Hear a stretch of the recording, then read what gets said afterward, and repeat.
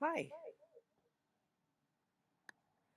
I'm going to record your bedtime story, which seems appropriate because it's pajama day and I'm wearing my pajamas. All right, so here we go. Um, I am still reading you The Earth Dragon Awakes. 5:11 a.m., Wednesday, April 18th, 1906, below San Francisco. Far below San Francisco, the Pacific Plate grinds against the North American Plate. It rubs harder than it ever has. The two plates slip and twist. Dirt and rocks stir and tumble. In an instant, 375,000 square miles shake violently. All over the world, there are machines that measure earthquakes. Their needles start to wag crazily. In those days, scientists measured earthquakes in a different way. Today, we use the Richter scale. The great earthquake was 8.25 by modern standards. The surface rips open for almost 290 miles. From Los Angeles in the south to Oregon in the north and east to Nevada, cliffs fall into the ocean, hills crumble into valleys, mountains crack, rivers twist, ancient trees topple and crash. But San Francisco is at the center of the destruction. It sits on the bullseye of a target. In its houses, almost 343,000 people lie sleeping or are just waking. It is as if more than 18 million sticks of dynamite explode beneath them. That is more force than the atom bomb that struck Hiroshima. This is the earthquake of 1906, when the earth shook so terribly. 5:12 a.m., Wednesday, April 18th, 1906. Travis household, Sacramento Street area. Sawyer has been restless the whole evening. He whimpers all the time. He keeps waking his master. Henry does not sleep well either. It is twilight just before dawn. Sawyer lets out a howl. Henry sits up and tries to calm his pet. Everything's all right, boy. Around him is the same boring room, the same bureau, the same bookcase, the same desk. Then he sees the gleam of his new roller skates. They are hanging on the back of a chair. Perhaps not everything is boring. He can hardly wait to go skating. Suddenly, Henry hears a low rumbling. It sounds like a train coming. His books bounce on the shelves as if they're alive. Henry has been through earthquakes before. He is not worried. The shaking stops for a moment. He takes a breath. The rumbling starts again. The bookcase tilts back and forth. The books fall. Thud, thud, thud. Henry's heavy oak bed hops with them. It skips like a grasshopper. He holds his dog tight. More books spill out of the bookcase. The chest of drawers dances a jig. The walls groan. The wooden floor ripples like waves of an ocean. Windows rattle. Doors thump in their frames. The whole house shakes like Sawyer when he has an itch. Plates crash in the kitchen below. Pictures and then plaster drop from the wall. Old boards show through the gaps. Henry coughs in the growing cloud of dust, and still the shaking goes on. His bed and all his furniture circle in a slow waltz around the room. Then the window shatters. The shade flies up with a flap. The other houses in the neighborhood jerk about. Immediately across the street, the Smith's house falls apart. Bricks rain down on the ground. Dust rises and hides the street. From within the cloud, Henry hears screams. His father bangs at the door. Henry! Henry, are you all right? He calls from the hallway. Yes, how about you and Mama? Henry asks. He stumbles out of bed. The floor shakes so much that he cannot stand. He crawls to the door. We're fine, darling, his mother says. Henry tries to open his door, but it won't budge. The door is now crooked in the frame. It's jammed, he says.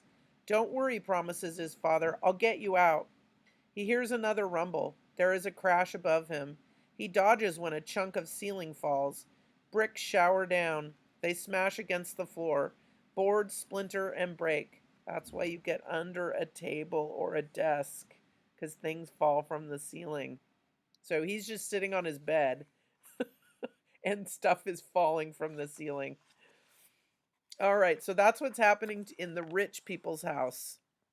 Now we're going to go to the tenement and see what happens. 5:12 a.m. Wednesday, April 18th, 1906. Chin and Ah Sing's tenement, Chinatown. Chin is pouring water from a pitcher into a bowl. He needs to wash up. Then they will catch a cable car to Henry's house to cook breakfast for the Travises. Suddenly, everything trembles. The bowl creeps across the table. Then, even the table crawls away. Chin spills water everywhere. You can write your mother about your first earthquake, his father says unworriedly. The floor rolls under them like a wooden sea. The bowl slips over the edge and crashes. Boxes tumble from the stack. Their possessions scatter across the boards. Chin and his father drop to their knees. Ah Sing tries to sound brave. The earth dragon must be scratching, he laughs. Chin tries to be just as fearless. When the room stills, he tries to joke with his father. He must really have an itch. Before his father can answer, the trembling begins again. Chin waits for it to stop, but it goes on and on. The tenement creaks and groans like an old giant. Their bed and bureau prowl like hungry animals. Ah Sing crawls over. He puts his arms around Chin. Don't be scared, he says. Ah Sing's voice sounds funny because he is shaking with the room. Beneath them, unseen timbers crack like sticks. The next instant, one side of the room tilts upward. They slide helplessly with all the furniture toward the opposite wall. Chin feels like a doll. Their belongings crash and thump as they pile up. His father forces him under the table. The tenement is falling, his father shouts. Walls crack and crumble. Windows shatter. Broken glass sprays like little daggers. Totally awesome descriptions. You can tell that Lawrence Yep has been in big earthquakes before, or at least one big earthquake, because I've been in a big earthquake before, and this is exactly what happens. Really good descriptions. One of the things I remember in the earthquake I was in is hearing things breaking. Like that's the sound. The sound in the background is like a roaring sound, and then you can hear things shattering and breaking, and it's terrifying. So these are really good descriptions. Walls crack and crumble, windows shatter, broken glass sprays like little daggers. Chin's stomach feels funny when the room itself drops. They bounce against the floor as it stops with a jerk. For a moment they lie there. Their neighbors scream from the middle level, so they're pancaking. They've just crushed their neighbors. They're on the top floor, and their neighbors are in the middle. Ah Sing and Chin's room is crushing them. Then the floor twitches. It plunges again. There are more screams. This time it is the ground level that is smashed. Their floor gives one final thump and stops. Dazed, Chin peeks out from beneath the table. He sees cracks. They spread like a crazy spider web all around the walls. Spurts of powdery plaster puff out. The walls crumble like paper. The ceiling drops down on them. We will stop right there. Awesome writing and descriptions. That's one of the reasons I like to read this. Not because it's scary, but because you feel like you're there, because the author does such a good job describing what's happening.